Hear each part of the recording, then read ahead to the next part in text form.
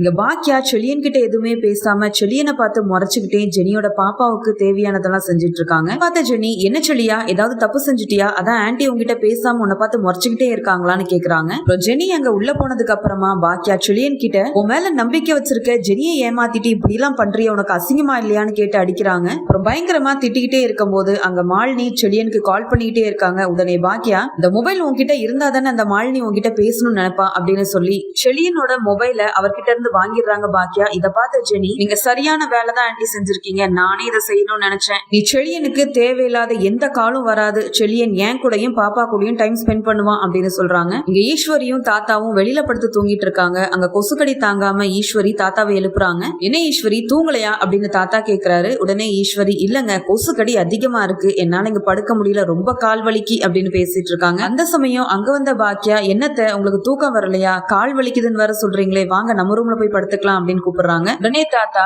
பாரு பாக்கியா, அவ பையன் கோபிக்காக இந்த கஷ்டத்தெல்லாம் அனுபவிக்கிற அப்படின்னு சொல்லி சிரிக்கிறாரு. உடனே ஈஸ்வரி, ஏய் பாக்கியா நீ போய் படு, நான் எதுக்கு கஷ்டத்தை அனுபவிக்கணும், நான் போய் என்னோட ரூம்ல படுக்க போறேன் அப்படின்னு சொல்லிட்டு கோபியும் ராதிகாவும் இருக்கிற ரூமை போய் தட்டுறாங்க. அப்புறம் ஈஸ்வரி கோபி கிட்ட, எனக்கு ரொம்ப கொசு கடிக்குதுடா, ஏசி வேற இல்லையா, அதனால நான் இந்த ரூம்லயே படுத்துக்கிறேன் அப்படின்னு சொல்லிட்டு உள்ள போயிடுறாங்க. அப்புறம் ஈஸ்வரி ரூமுக்கு வந்து இப்படி டிஸ்டர்ப் பண்றத பார்த்த ராதிகா பயங்கர கடுப்பாகிறாங்க. அப்புறம் வேற வழியே இல்லாம கோபிக்காக ராதிகா கீழே படுத்துக்கிறாங்க. அப்புறம் பாக்கியா கணேஷ பாக்குறதுக்காக அவரோட வீட்டுக்கு போறாங்க. உடனே கணேஷ், நான் வந்துட்டு போனதா அமிர்தா கிட்ட சொன்னீங்களா, அமிர்தாவும் பாப்பாவும் என் கூட வர தயாரா இருக்காங்களா அப்படின்னு சொல்லி ரொம்ப சந்தோஷமா கேக்குறாரு. ஆனா பாக்கியலட்சுமி, என்னப்பா பேசுற, அமிர்தா இப்ப என் பையன் எழிலோட பொண்டாட்டி, அவளை எப்படி உன் கூட வர சொல்ல முடியும், நீ ஏன் இப்படி புரியாம பேசிட்டு இருக்க அப்படின்னு சொல்லி கேக்குறாங்க. உடனே கணேஷ், நான் தான் அமிர்தாவோட முதல் ஹஸ்பண்ட், நான் இருக்கும்போது எப்படி அவ எழில கல்யாணம் பண்ண முடியும், லீகலா அமிர்தாவும் பாப்பாவும் என் கூட தான் இருக்கணும் அப்படின்னு சொல்லி கத்துறாரு. கணேஷ் சொல்றதை கேட்டு பாக்கியலட்சுமி ரொம்ப அதிர்ந்து போயிடுறாங்க. அப்புறம் பாக்கியா, இன்னும் 1 மாசம் எனக்கு டைம் கொடுங்க, இந்த பிரச்சனைக்கு கண்டிப்பா ஒரு தீர்வு கிடைக்கும் அப்படின்னு சொல்றாங்க. நான் ஒரு முடிவு எடுக்கிற வரைக்கும் நீங்க கண்டிப்பா என் வீட்டுக்கு அமிர்தாவை தேடியோ பாப்பாவை தேடியோ நீங்க வரவே கூடாது அப்படின்னு சொல்றாங்க பாக்கியா. உடனே கணேஷோட அம்மாவும், நீங்க சீக்கிரமா ஒரு முடிவெடுங்க பாக்கியா, நான் கண்டிப்பா கணேஷ் உங்க வீட்டு பக்கம் அனுப்ப மாட்டேன் அப்படின்னு சொல்றாங்க. பாக்கியா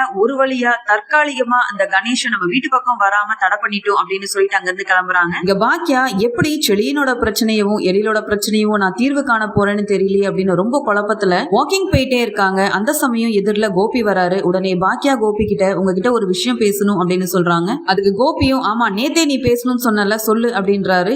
பாக்கியா பிரச்சனை எல்லாத்தையுமே கோபி கிட்ட சொல்லிடலாம்னு நினைக்கும் போது கரெக்டா அங்க ராதிகா வராங்க.